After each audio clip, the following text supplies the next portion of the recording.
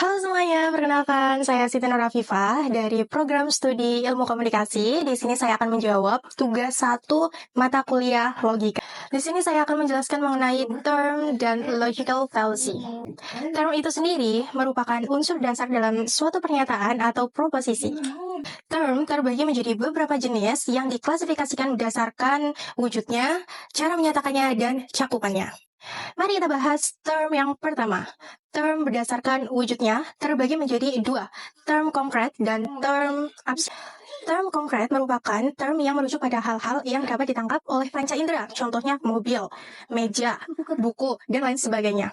Sementara term abstrak merupakan term yang merujuk pada hal yang hanya bisa dipahami oleh pikiran, contohnya kebebasan, keadilan, dan lain sebagainya. Untuk term yang kedua, yaitu berdasarkan cara menyatakannya atau penyataan. Terbagi menjadi 2, term positif dan term negatif. Yang pertama, term positif. Term positif merupakan term yang menyatakan sesuatu secara afirmatif.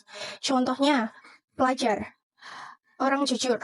Kemudian yang kedua, itu ada term negatif.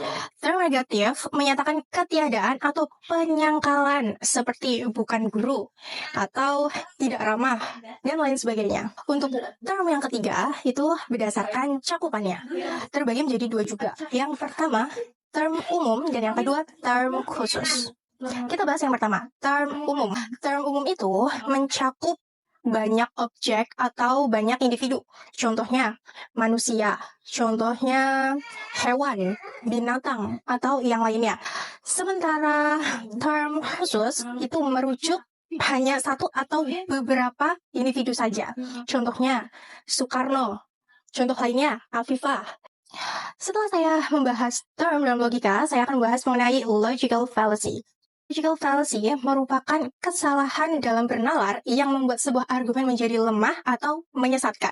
Salah satu contoh yang sering terjadi yaitu ad hominem. Ad hominem terjadi ketika kita menyerang pribadi lawan bicara, bukan argumennya. Contohnya, lo mana ngerti soal politik, sekolah aja nggak lulus.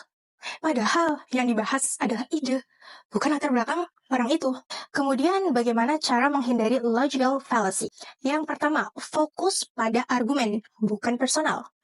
Yang kedua, evaluasi argumen dengan bukti, bukan asumsi. Yang ketiga, pelajari jenis-jenis sesat pikir biar bisa mengenali dan menghindarinya.